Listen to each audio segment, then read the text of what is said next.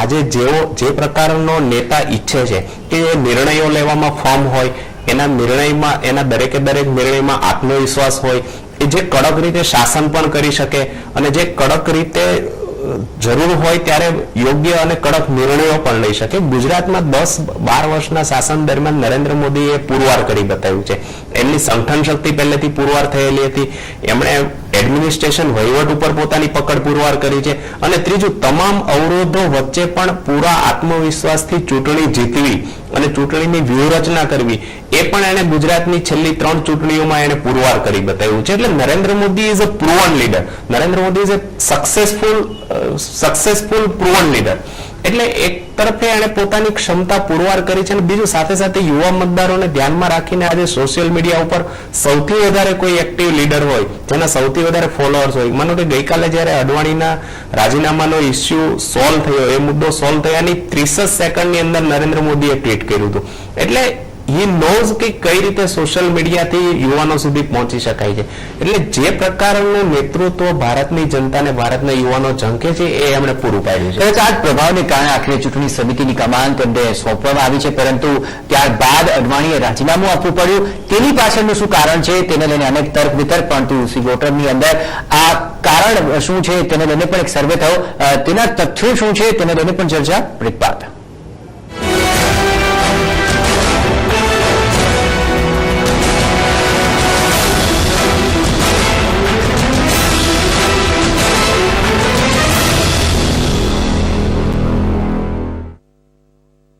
प्रस्तुत करता किसानों का आत्मविश्वास बढ़ाने वाले कावेरी सीड्स के जैकपॉट कपास बीज मोनेक्स झटका पाकनी सुरक्षाનો સાચો રસ્તો.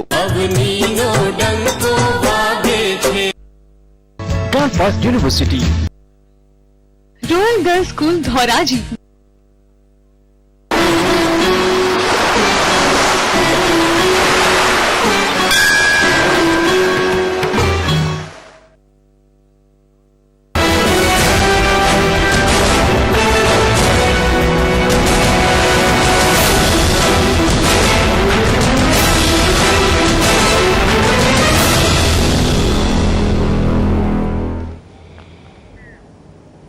સમર્થકોના સર્વેની અંદર જે તથ્યો સામે આવી રહ્યા છે તેમાં આંકડાઓનું ગણિત ખાસ મહત્વપૂર્ણ સાબિત થઈ રહ્યું છે. ખાસ કરીને અડવાણીના રાજીનામા પાછળનું કારણ પણ ભાજપ સમર્થકોને પૂછવામાં આવ્યું, જેમાં મોટાભાગના લોકોનું એટલે કે 30% લોકોનું માનવું છે કે અડવાણીને વડાપ્રધાન પદની રેસમાંથી દૂર થવાનો ખતરો હતો, માટે તેમણે રાજીનામું આપ્યું. આ સિવાય 18% લોકો એવું માની રહ્યા છે કે મોદીનું વધતું કદ તેમને ખટકી રહ્યું હતું. એ સિવાય પક્ષના જુનિયર નેતાઓ દ્વારા થતી અવગણનાથી અડવાણીએ રાજીનામું આપ્યાનું 14% લોકો માની રહ્યા છે. એ સિવાય પક્ષમાં જૂથવાદથી 19% અને પક્ષ મૂલ્યો અને વિચારધારાથી દૂર જતો હોવાથી અડવાણીએ રાજીનામું આપ્યાનું 3% લોકો માની રહ્યા છે. તો અનેક તર્ક વિતર્ક આખરે રાજીનામાને લઈને પણ સામે આવી રહ્યા છે, પરંતુ સૌથી વધારે જે વાત સામે આવી રહી છે તે છે કે અડવાણી પીએમ પદની રેસમાંથી દૂર જવાનો તેમને ખતરો લાગી રહ્યો હતો અને તેને જ લઈને 30% લોકો આ પ્રકારે હામી ભરી રહ્યા છે. તો આખરે રાજીનામું આપવાનું કારણ કંઈ સ્પષ્ટ તો બહાર આવી નથી રહ્યું, પરંતુ અનેક તર્ક વિતર્ક થઈ રહ્યા છે. તેમાં સૌથી મોટું કારણ એ લાગી રહ્યું છે કે પીએમ પદની રેસમાંથી પોતે ક્યાંક ને ક્યાંક દૂર ધકેલાઈ રહ્યા હતા અડવાણી, અને માટે તેમણે રાજીનામું આપ્યું. આ મુદ્દે ચર્ચા દિલીપજી આપની પાસે માંગીશ.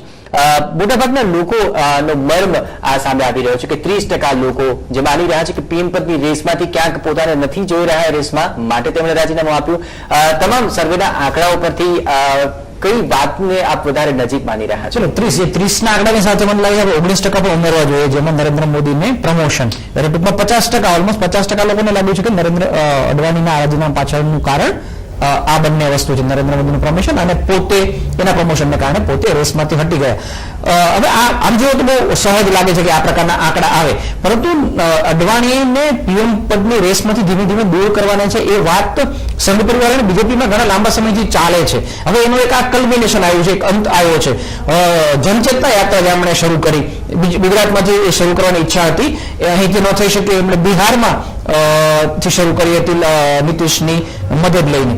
એ વખતે એક શંકા એ ઊભી થઈ હતી કે એવો મુદ્દો લીધો હતો કે કેન્દ્ર સરકારની ભ્રષ્ટાચાર સામે વિરોધ કરવો, પરંતુ પોતાની પીએમ માટે પ્રોજેક્ટ કરી રહ્યા છે એની ફરિયાદ પણ થઈ. સંઘે વચ્ચે પડવું, સંઘે યાત્રાને મંજૂરી આપવાની પણ ના કરી હતી. એ વખતે અડવાણીને નાગપુર બોલાવીને એવું નિવેદન પણ કરાવડાવ્યું હતું કે પોતે પીએમ પદના ઉમેદવાર નથી. પક્ષ મને ઘણું આપ્યું છે. સામાન્ય કાર્યકરથી લઈને અનેકવાર પીએમ બન્યો છું અને નાયબ વડાપ્રધાન પદ સુધી પણ પહોંચ્યો છું. એટલે એ વખતે એમણે પોતે એકવાર કબૂલ કરેલું ખરું, પરંતુ એ પછી 1.5 કે 2 વર્ષનો જે સમયગાળો ગયો એ દરમિયાન ધીરે ધીરે ફરીવાર એમણે પોતાની મહત્વાકાંક્ષાઓ કોઈને કોઈ રીતે બતાવતા રહ્યા, પક્ષ વિરુદ્ધ કે પક્ષની સ્થિતિ વિશે કંઈક ને કંઈક નિવેદનો કરતા રહ્યા. એટલે આ પોતે રેસમાંથી હટી ગયા છે. એ 1.5 કે 2 વર્ષ પહેલા એમને માટે બહુ સ્થિતિ સ્પષ્ટ થઈ ગઈ હતી. એનું કલ્મિનેશન નરેન્દ્ર મોદીની સત્તાવાર વળની સાથે આવ્યું. કદાચ એમની એવી ઈચ્છા અથવા એમની ગણતરી હશે કે કદાચ લાસ્ટ મોમેન્ટ સુધી એનડીએ નું ભંગાણ પડશે બહાને છેલ્લે સુધી કદાચ નિર્ણય નહીં લેવાય, પણ અલ્ટિમેટલી નિર્ણય લેવા ગયો અને એમને રાજીનામું આપ્યું. એ બહુ સ્પષ્ટ હતું અને એનો જ પડઘો આ આંકડામાં પડે છે. જી બિલકુલ. કેતનજી, આપની પાસે આ બાકી જ્યાં સુધી વાત છે, અડવાણીએ રાજીનામું આપ્યું, સાથે એ તેમના પત્ર દ્વારા રાજીનામા દ્વારા એ પણ સામે આવ્યું હતું. તેમણે વાત કરી હતી પક્ષના વિચારધારા અને મૂલ્યોની, જૂથવાદની. આ તમામ બાબતોના જો આ સર્વે સાથે સાંકળવામાં આવે તો ખૂબ જૂજ લોકો એવું માની રહ્યા છે કે જે અડવાણી સાથે સંમત હોય. આ વાત જે રીતે મેઇન કારણ દિલીપભાઈ કહ્યું એમ કે ભાઈ એમના માટે સ્પષ્ટ હતું કે પ્રધાનમંત્રી પદ હવે મને મળી શકે એમ નથી. છેલ્લી ચૂંટણીમાં છેક સુધી પ્રયત્નો કર્યા પછી નિષ્ફળતા મળી. ત્યાર પછી એક પક્ષમાં અને સંઘ પરિવારમાં એક એવો સૂર હતો કે અડવાણીએ હવે હટી જવું જોઈએ. એટલે નરેન્દ્ર મોદીની પ્રગતિ અને પોતે પીએમ પદની રેસમાંથી આઉટ થયા છે એ સ્પષ્ટ છે કે એ એક મુખ્ય કારણ હતું. બીજું, આમ જોવા જઈએ તો જે કારણો એમણે એમના રાજીનામાના પત્રમાં ગઈકાલે રાજનાથસિંહને જે પત્ર લખ્યો એમાં લખ્યું છે કે ભાઈ પક્ષ આઈડિયોલોજીથી દૂર ભટકી રહ્યો છે. ડોક્ટર મુખર્જી અને બીજા લોકોએ જે ભાજપ અને જનસંઘની કલ્પના કરી હતી એવો કલ્પનાનો ભાજપ આજે નથી. પણ હકીકતમાં આ સર્વેમાં એ રિફ્લેક્ટ થાય છે કે માત્ર 3% લોકો એવું માને છે કે અડવાણીનું આ રાજીનામું એ આદર્શવાદ અને એમાંથી પાર્ટી ભટકી રહી છે એના કારણે હતું. એકચ્યુઅલી ભારતીય રાજકારણની આ હાલત છે કે કોંગ્રેસ હોય કે ભાજપ હોય કે બીજો કોઈ રાજકીય પક્ષ હોય, લોકો એવું સ્પષ્ટ માને છે કે કોઈ પણ રાજકીય કે રાજકારણી નેતાનું પગલું એને આદર્શવાદ અથવા તો વિચારધારા સાથે કોઈ લેવા દેવા હોતી નથી. ક્યાં તો વ્યક્તિગત સત્તાનો સ્વાર્થ હોય છે, ક્યાં તો કોઈ પણ સત્તાના લાભાલાભની વાત હોય છે અને એમાંથી દરેક રાજકીય પક્ષનું કે રાજકીય નેતાનું પગલું નક્કી થતું હોય છે. બિલકુલ. દિલીપજી, ખાસ કરીને તમામ બાબતો જે રજૂ થઈ તેમાં આજ સુધી એ ખ્યાલ આવ્યો કે આખરે ખરી નારાજગી હતી શું? જે મૂલ્યોની વાત થઈ, જે જૂથવાદની વાત થઈ, એ તમામમાં અત્યાર સુધી સમર્થકો જે છે એ સંમત નથી થયા. ખાસ કરીને એ જાણવાનો પ્રયત્ન કરીશું આ આંકડાઓ દ્વારા કે આ તમામ આંકડાઓ પરથી એ સ્પષ્ટ થઈ રહ્યું છે કે અડવાણી જે કંઈ પણ કહેવા માંગતા હતા તે તેમણે કહ્યું નથી, પણ બીજા શબ્દોમાં પોતાની નારાજગી વ્યક્ત કરી છે. આખરે આંકડાઓ પરથી શું ફલિત થઈ રહ્યું છે, તેમના મનમાં શું ચાલી રહ્યું હતું અને સમર્થકો શું સમજ્યા છે? એમને કે પ્રમાણે મહત્વાકાંક્ષાઓ હોવી સ્વાભાવિક છે કોઈ પણ નેતા માટે, ખાસ કરીને જેમણે 60 વર્ષ પોતાના પક્ષને આપ્યા હોય અને એ અપેક્ષા રાખે કે છેલ્લે સુધી પણ મને એક તક મળે. તો એ અને ખાસ કરીને ભારતીય રાજકારણમાં કોઈ નવાઈની વસ્તુ નથી, કારણ કે ભારતમાં અહીં આપણે રાજકારણથી નિવૃત્ત નથી થતો. એમને કાં તો અવસાન પામે છે અથવા તો એમની હકાલપટ્ટી કરવી પડે છે અથવા તો એમને હારી જવું પડે છે. હવે અડવાણી માટે એક વસ્તુ એવું કહેવાય છે કે પીએમ ઇન વેઇટિંગ, પરમેનન્ટલી કાયમ માટે વેઇટિંગમાં રહે. એમણે પાસે એક બહુ સારી પણ તક હતી ભારતના રાજકારણમાં પોતાનું નામ એ રીતે નોંધાવવા માટે કે એક યોગ્ય સમયે પોતે હટી જાય અને નિવૃત્તિ જાહેર કરે અને નવી પેઢી માટે તક આપે. પણ એ આપણે કેવું સહેલું છે, નિર્ણય અલ્ટિમેટલી પોતે કહેવાનો છે. આપણે એ વાત બહુ સાચી છે કે વડીલને અલ્ટિમેટલી માર્ગદર્શન આપે અને એક બાજુ બેસી જાય, જુવાનીઓને ચાન્સ આપે, પણ એ નિર્ણય જુવાનીઓ નથી લેવાનો હોતો. અલ્ટિમેટલી નિર્ણય લેવાનો હોય છે વડીલે પોતે લેવાનો હોય છે. ભારતીય રાજકારણને ભારતીય સમાજકારણથી જુદું ન કરી શકાય. હજી પણ અહીં આપણે વૃદ્ધો છે એ ઇમોશનલ બ્લેકમેલિંગ સૌથી વધારે કરી શકે છે અને એમાંથી આપણે છટકી શકતા નથી. અને એ ફરીવાર આ એક કિસ્સામાં પણ દેખાયું છે. એમની અવગણના કરવાનો ચોક્કસ નિર્ણય લેવાયો, પણ રાજીનામું આપ્યું એટલે તરત જ એમનું ઇમોશનલ બ્લેકમેલિંગ હતું એને કારણે ફરીથી બીજેપીએ વિમર્શનમાં મૂકવું પડ્યું અને સંઘને મનાવીને કમસે કમ અત્યાર પૂરતું તો રાજીનામું પાછું લેવું પડ્યું.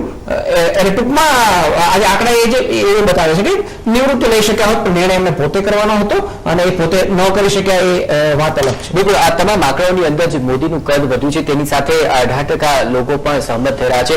કેતનજી, આપણી પાસે આ માંગીશ આ જ મુદ્દાને લઈને તેમણે મૂલ્યો અને દિશાને લઈને, પક્ષના મૂલ્યો અને દિશાને લઈને રાજીનામું આપ્યું અને ગણતરીના જ કલાકોની અંદર રાજીનામું પાછું ખેંચવું પડ્યું. જ્યાં સુધી વાત છે મોદીના કદને લઈને, એ કારણ આપને કેટલું પ્રસ્તુત જણાઈ રહ્યું છે કે મોદીનું કદ વધ્યું અને આખરે તેના જ ગુરુને રાજીનામું આપવાની ફરજ પડી? હા, એટલે બંને ઘટના એકબીજા માટે કારણભૂત છે કે એક તરફ એમની વધતી જતી ઉંમર અને લોકમાનસ ઉપર કે એક સમયે અયોધ્યા આંદોલન વખતે જે લાલકૃષ્ણ અડવાણીની વ્યક્તિગત લોકપ્રિયતા હતી કે આજે જે નરેન્દ્રભાઈને સાંભળવા માટે લાખો લોકો ભેગા થાય છે, એક સમય એવો હતો 90-91 સમયગાળામાં જયારે અયોધ્યાનું આંદોલન ચાલ્યું ત્યારે આ જ લાલકૃષ્ણ અડવાણીને કે અટલ બિહારી વાજપેયીને સાંભળવા માટે મોટી સંખ્યામાં જનમેદની ઉપસ્થિતિ હતી. પણ ધીમે ધીમે ગ્રેજ્યુઅલી અડવાણીની લોકપ્રિયતા ઓસરતી ગઈ. એની સામે પક્ષમાં જ નરેન્દ્ર મોદીની લોકપ્રિયતા જે ઝડપે અડવાણીની લોકપ્રિયતા નીચે ગ્રાફ જતો ગયો એનાથી બમણી ઝડપે નરેન્દ્રભાઈની લોકપ્રિયતાનો ગ્રાફ ઉપર જતો રહ્યો. એટલે એ સંજોગોમાં એમનું એલિવેશન થયું, એમને કેમ્પેઇન કમિટીને હેડ બનાવ્યા, એ બહુ પાર્ટી માટે તો બહુ ક્લિયર કટ ઇન્ડિકેશન હતું. એટલે પાર્ટીમાં આટલો સમય ગાળનારો માણસ, અને ચોક્કસપણે હું એવું માનું છું કે ભલે ગોવાની મિટિંગ પહેલા પણ પક્ષના નેતાઓને રાજનાથસિંહ અને સંઘના નેતાઓએ અડવાણી સાથે કન્સલ્ટેશન પણ કર્યું હશે, થોડીક આનાકાની પણ થઈ હશે, ક્યાંક ને ક્યાંક અવરોધો પણ આવ્યા હશે. એમ છતાંય પક્ષે એમની ઉપરવટ જઈને નિર્ણય લીધો, એનાથી ક્યાંક એમનો અહમ પણ ગવાયો હોય પોતાનો વ્યક્તિગત, કે ભાઈ આવો મહત્વનો નિર્ણય મારી ગેરહાજરીમાં પણ લેવાયો, એ અહમ ગવાયો હોય અને પોતાની ના છતાં લેવાયો. એટલે સ્વાભાવિક રીતે બધાનું એક રિએક્શન રાજીનામામાં એવું હોય એવું શક્ય છે. બિલકુલ, આ તમામ રિએક્શનની જે ભાજપમાં મચી તેને લઈને હાલ આ તમામ બાબતોને લઈને પરિસ્થિતિ થોડી વણસી છે. હાલ તો એ જ નિર્ણય રહ્યો છે, એ જ અડવાણી ભાજપમાં રહ્યા છે અને એના એ જ નેતાઓનો જે સામૂહિક નિર્ણય હતો તેમાં કોઈ ફેરબદલ નથી થયો. આખરે ભાજપે આ ભાંજગરમાંથી મુક્તિ મેળવવા હવે શું કરવું જોઈએ તેને લઈને પણ સર્વેમાં આંકડાઓ સામે આવ્યા છે. તેના પર ચર્ચા બ્રેક બાદ.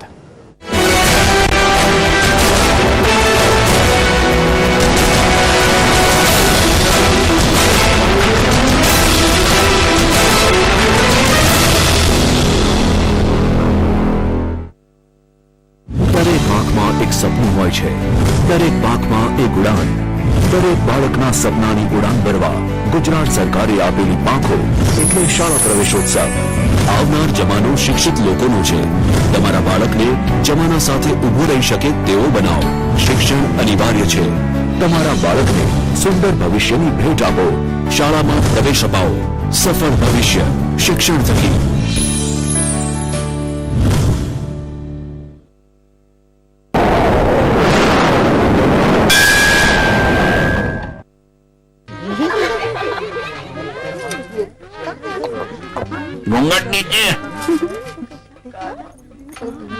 કાકી, હું ઘરમાં સંડાસ ક્યાં છે?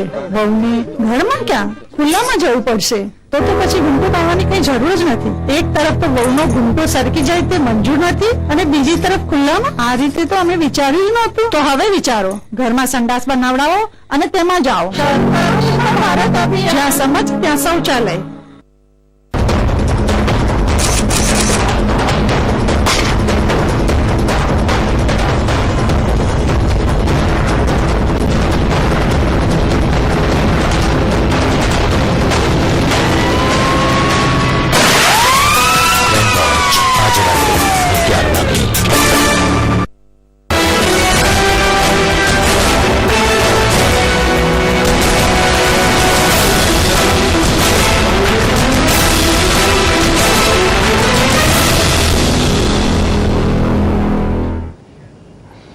ભાજપમાં ભાજગળ શું મચી તેની સાથોસાથ સમર્થકોના વિચારોની અંદર પણ ઉથલપાથલ. પરંતુ આખરે વોટરના સર્વેમાં ભાજપે આ તમામ ભાજગળમાંથી મુક્તિ મેળવવા શું કરવું જોઈએ તે પણ પૂછવામાં આવ્યું, જેમાં મોટા ભાગના એટલે કે 81% લોકોનું માનવું છે કે હવે મોદીને વડાપ્રધાન પદે પ્રોજેક્ટ કરી દેવા જોઈએ. આ ઉપરાંત માત્ર 12% લોકોને મોદીને વડાપ્રધાન તરીકે પ્રોજેક્ટ ન કરવા જોઈએ તેવું મંતવ્ય આપ્યું છે. 7% લોકો આ મામલે અનિર્ણિત રહ્યા છે. પરંતુ મોટાભાગનો વ્યૂ જે છે તે 81% લોકો માની રહ્યા છે કે ભાજપે હવે પીએમ પદ તરીકે નરેન્દ્ર મોદીને જ પ્રોજેક્ટ કરી દેવા જોઈએ. માત્ર 12% લોકો આ વિચાર સાથે સહમત નથી. પરંતુ સમર્થકોના સર્વેની અંદર આજે તમામ તથ્યો સામે આવી રહ્યા છે. આખરે તમામ ભાજગળ બાદ આખરે હવે આગામી પરિસ્થિતિને લઈને સમર્થકોનો જે વ્યૂ છે તે પણ સ્પષ્ટ થઈ રહ્યું છે. આખરે મોટાભાગના લોકો માની રહ્યા છે કે નરેન્દ્ર મોદીની આગેવાનીમાં જ આખરે ભાજપે આગળ વધવું જોઈએ. વધુ ચર્ચા દિલીપજી આપની સાથે. સ્પષ્ટપણે જે સમર્થકો છે તેની સહમતિ તો મોદી તરફી આવી ગઈ છે, પરંતુ અડવાણીની વાત જો કરવામાં આવે, પોતે આ માટે કોઈ વ્યૂ ઉભો ન કરી શક્યા કે સમર્થકોનો સહકાર કે તેમનો વ્યૂ પણ ચેન્જ ન કરી શક્યા, કયા કારણોને આપ જોઈ રહ્યા છો? બીજેપી પાસે આ સિવાય કોઈ નરેન્દ્ર મોદી સિવાય કોઈ વિકલ્પ નથી, છેલ્લા ઘણા સમયથી સ્પષ્ટ થઈ ગયું છે. આપણે ત્યાં એક ટીના ફેક્ટરની ચર્ચા પહેલા બહુ થતી હતી, હમણાં નથી થતી. દેર ઇઝ નો ઓલ્ટરનેટિવ એની ચર્ચા થતી હતી. કોંગ્રેસનો કોઈ ઓલ્ટરનેટિવ નથી એટલે વારે વારે કોંગ્રેસને જીતાડ્યા કરતા હતા. તો આજે કદાચ બીજેપી પાસે એક એવી સ્થિતિ આવીને ઊભી છે કે એમની પાસે કોઈ ઓલ્ટરનેટિવ નથી. એ નરેન્દ્ર મોદી સિવાય કયા નેતાને પ્રોજેક્ટ કરે?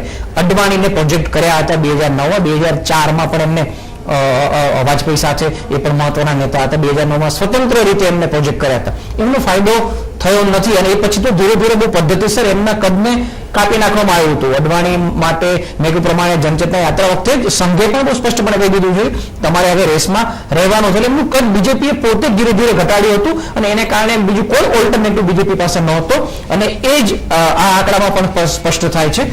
અને યશવંતજી જે કહેતા હતા કે મોટાભાગના આમાં બીજેપીના ટેકેદારો છે આ જે સર્વે થયો એમાં, એટલે એમાં તો આ બાબત વધારે સ્પષ્ટ છે. લોકોમાં પણ કદાચ આંકડામાં થોડો ફરક પડી શકે પણ બીજેપીના કાર્યકરો અને નેતાઓમાં તો આ આંકડો બહુ પહેલેથી સ્પષ્ટ હતો. બિલકુલ કેતનજી, આ આંકડાઓ પરથી એક વાત એ પણ સામે આવી રહી છે કે જ્યાં સુધી વાત છે તમામ સમર્થકોનો આ સર્વે, તેમાં જો 81% મોદી તરફી ઝુકાવ હોય અને પક્ષનો એક આગેવાન જે 50-60 વર્ષોથી પક્ષને સંભાળી રહ્યો છે, તેનું નિરીક્ષણ કરી રહ્યો છે, તે સમર્થકો અને કાર્યકર્તાઓ આ તમામ લોકોના જે ભાવને પારખી શકે અને આખરે રાજીનામું ધરી દે.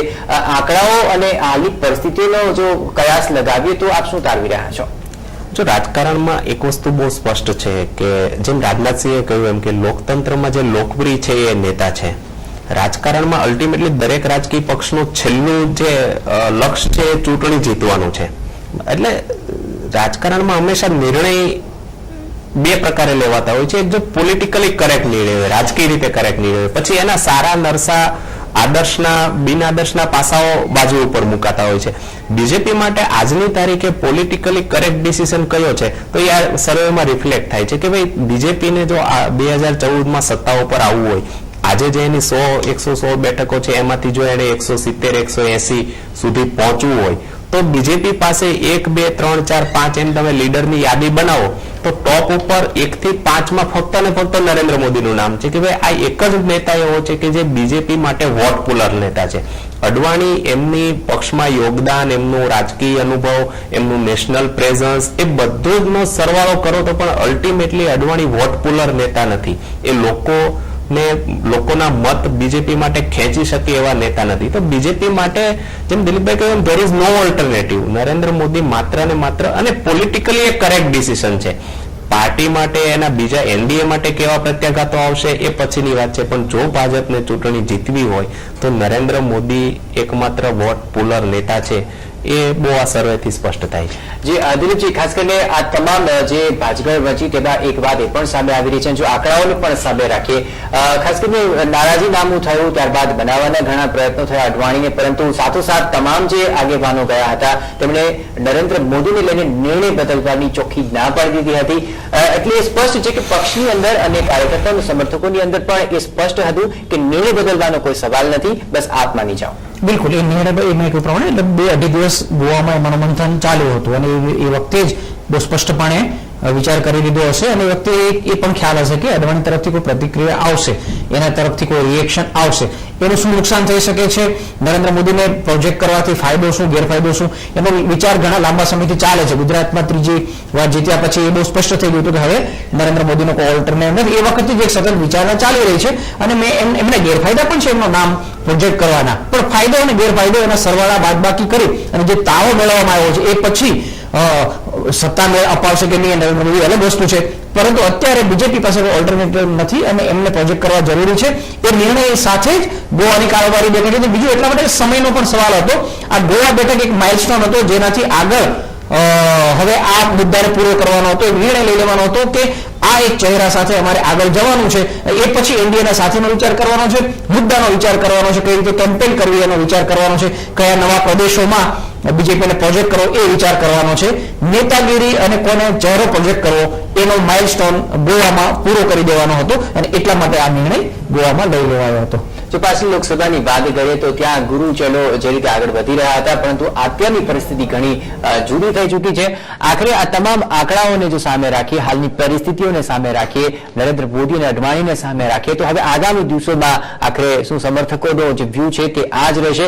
આ વ્યૂ સાથે કઈ રીતે આગળ વધી શકાશે અને તેને લઈને પરિણામો શું હશે તે મુદ્દે ચર્ચા બ્રેક બાદ.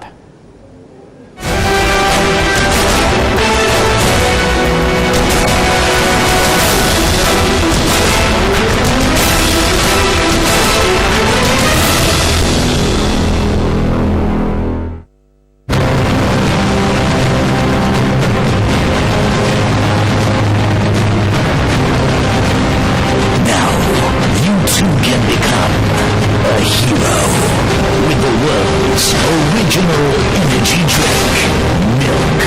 So, grab a glass of Amul milk and fly to a theater near you to catch Man of Steel. Sir कुछ चलाइए ना, रेड्यूस ना. सर कुछ सीट नंबर 30 पे बैठो. Thank you sir. सर ये नहीं चलेगा, जो सही वही चलेगा. पैरागॉन पैरालाइट, जो सही वही चलेगा. હવે ચાક સફેદી સુખી હાથ અને ચમક દમક પણ રહે સાથ. આલિયા માલિયા જેવા તેવાની થઈ ગઈ ખતમ કહાની. સૌ પર ભારે ઘડી આપણી ઘડી डिटर्जेंट के પહેલા વાપરો પછી વિશ્વાસ કરો.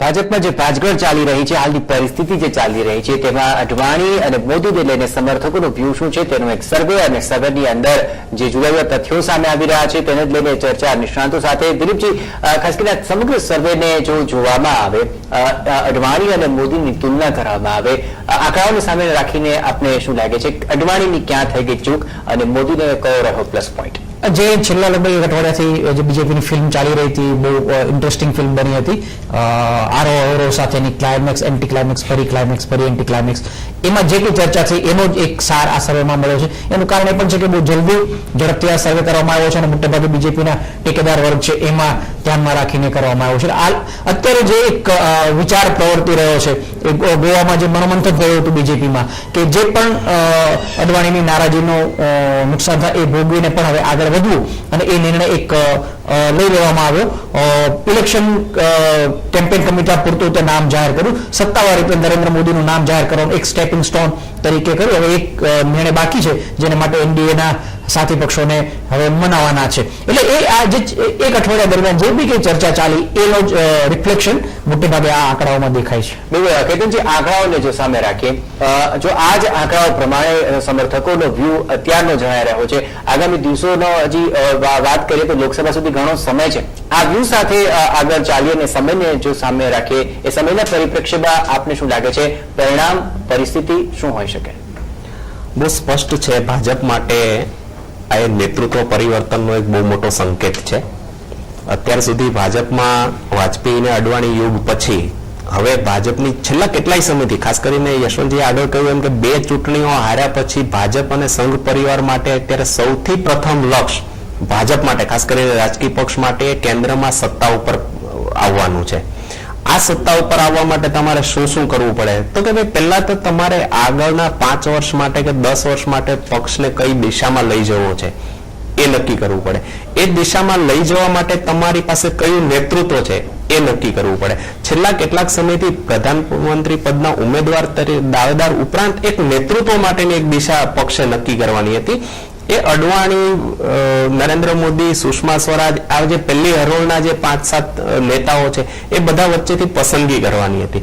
બહુ સ્પષ્ટ છે કે ગોવાની મીટિંગ પહેલા અને ગોવામાં મનોમંથન કર્યા પછી પક્ષે એક દિશા નક્કી કરી છે કે ભાઈ Narendra Modi is new face of BJP નાવ.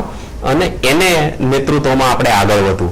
એટલે એક બહુ સ્પષ્ટ સંકેત જે પાર્ટીના કાર્યકર્તાઓ માટે આપી દેવામાં આવ્યો એ છે કે ભાઈ ચૂંટણી હોદ્દો ગમે તે ઉભો કરી શકાય છે. હોદ્દાને અને વર્કી કાર્યક્ષેત્રને ફેસને બહુ એટલો બધો પેલો નથી. તમે ફેસના આધારે હોદ્દા નવા ઉભા પણ કરી શકો છો. પણ એક સ્પષ્ટ સંદેશ પક્ષ માટે એ છે કે અડવાણી એ પક્ષની ગઈકાલ હતી, નરેન્દ્ર મોદી એ પક્ષની આવતીકાલ છે. દિલીપજી, જ્યાં સુધી વાત છે, આ પહેલા પણ જે તમામ બાબતો જોવામાં આવે નરેન્દ્ર મોદીના સાપેક્ષમાં લઈને અડવાણી આખરે ક્યાં ચૂક કરી ગયા? ફક્ત મહત્વાકાંક્ષા રાખી, પરંતુ જ્યાં સુધી લોકપ્રિયતાની વાત છે, સમર્થકોની વાત છે, તમામ ટેકેદારોની વાત છે, એ તમામની નફ્સ પારખવામાં તું ક્યાંક ચૂક ખાઈ ગયા? એ થોડી બહુ સન્માનનીય નેતા છે એટલે આપણે એ કહેવત થોડીક આપણે લાગે સાઠે બુદ્ધિ નાથી એવી હિન્દીમાં પણ કહેવત છે બુઢ્ઢા સઠિયા ગયા, એનું કદ મોટું છે એટલે એમના માટે આપણે બોલતા થોડું આપણને પણ સંકોચ થાય, પરંતુ એમણે પોતાને જાતે ત્રિશંકુ સ્થિતિમાં લાવીને મૂકી દીધી. બીજેપીમાં છે પણ ખરા, બીજેપીમાં નથી પણ. બીજેપીમાં હોવા છતાં એમનો કોઈ મહત્વ નથી. બીજેપી એમને રાખ્યા છે પણ એમનો કોઈ ઉપયોગ કરવાનો નથી. બીજેપીમાં કેશુભાઈ, રાષ્ટ્રીય કેશુભાઈ અડવાણી બની ચૂક્યા છે, એમનું કેશુભાઈ કરમ થઈ ગયું છે અને ત્રિશંકુ સ્થિતિમાં એવું આવી ગયા છે. એને માટે વધારે જવાબદાર એવો પોતે છે, કારણ કે મેં વાત કરી એ પ્રમાણે ખાસા 1.5 કે 2 વર્ષ દરમિયાન સંઘ દ્વારા અને બીજેપીના ટોચના નેતાઓ દ્વારા એક ઇન્ડિકેશન તો એમને આપવામાં આવ્યું હતું કે તમારાથી આગળ વધીને હવે અમારે નવી દિશામાં જવાનું છે, તમે ગ્રેસફુલી રિટાયર થતા હો તો વેલકમ, અધરવાઇઝ અમે અમારો માર્ગ કરી લઈશું. ખાસ કરીને આ સર્વેના આંકડાઓને સામે રાખીને જો જોઈએ તો ભવિષ્યમાં શું હોઈ શકે તેને લઈને આ આંકડાઓ ઘણું બધું કહી રહ્યા છે. છતાં પણ આ જ આંકડાઓને ભવિષ્યના સંદર્ભમાં ટાંકીએ તો આખરે અડવાણી અને મોદી બંનેનું ભવિષ્ય શું? અડવાણી પ્રમાણે એક ત્રિશંકુ જેવી સ્થિતિમાં એ આવી ગયા છે, કારણ કે બીજેપીમાંથી બહાર નીકળ્યા નથી, પરંતુ બીજેપીમાં રહ્યા છે. હવે કેટલું નુકસાન કરવાની કોશિશ કરે છે, પણ કેશુભાઈ પાર્ટીમાં રહીને બહુ જાજુ નુકસાન ગુજરાતમાં કરી શક્યા નહોતા, એટલે કેવું કરે છે. બીજું, નરેન્દ્ર મોદીનું નામ પ્રોજેક્ટ કરવું બીજેપી માટે અનિવાર્યતા હતી. એનો મતલબ એ નથી કે બીજેપી લોકસભાની ચૂંટણી જીતી ગયું છે. એ તો આખી અલગ વિઘ્ન દોડ છે. એ જીતાશે કે નહીં જીતાય, કેટલી બેઠકો મળશે, બેઠકો મળ્યા પછી પ્રી પોલ એલાયન્સ થશે, બેઠકો મળ્યા પછી પરિણામ આવ્યા પછી પોસ્ટ પોલ એલાયન્સ થશે કે એ બધા અલગ સવાલ છે. અત્યારે સવાલ એક નેતૃત્વ નક્કી કરવાનો હતો, એ નિર્ણય લેવાયો છે.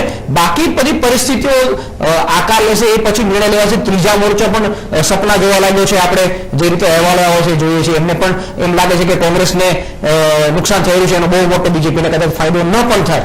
એ અર્થમાં એ બંનેનું ભવિષ્ય જે પણ કંઈ હોય અને એ માટે પરિસ્થિતિ થોડી સમય અને સંજોગો પણ એમાં અગત્યની ભૂમિકા ભજવશે. બિલકુલ, હાલની પરિસ્થિતિને લઈને આ આંકડાઓ છે. કેતનજી, આપને પૂછવા માંગીશ, આ આંકડાઓ સામે આવ્યા છે, તેને લઈને હાલની પરિસ્થિતિનો કયાસ નીકળી રહ્યો છે, અને તો આપણી પાસે એ જાણવા માંગીશ કે આ પરિસ્થિતિને લઈને હવે આગળ જે પરિસ્થિતિઓ છે તેને બદલાવવા માટે પણ આ આંકડાઓ ઘણા મહત્વપૂર્ણ સાબિત થવાના છે.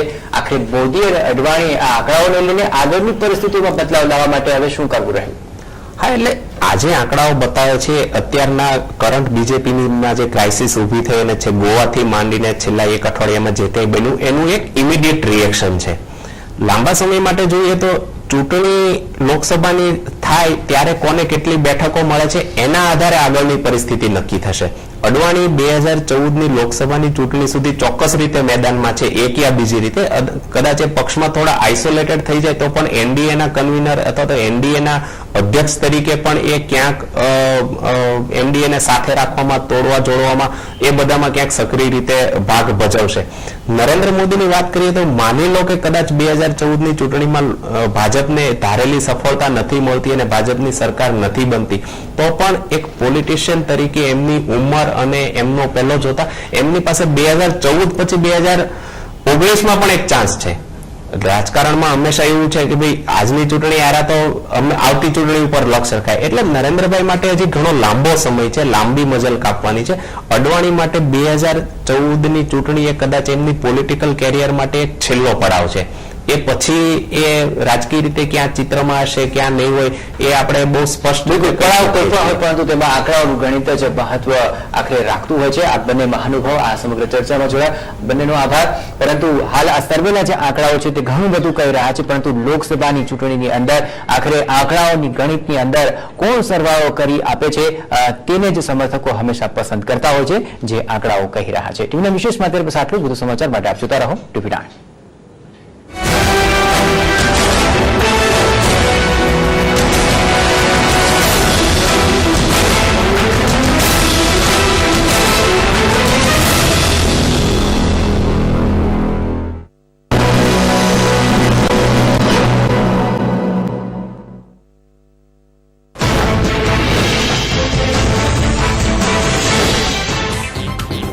વિસાવદરા નરોડા વિસ્તારમાં થયેલા હિટ એન્ડ રન કેસમાં ઇજાગ્રસ્ત દિનેશ ઝાલાનું સારવાર દરમિયાન મોત નીપજ્યું છે.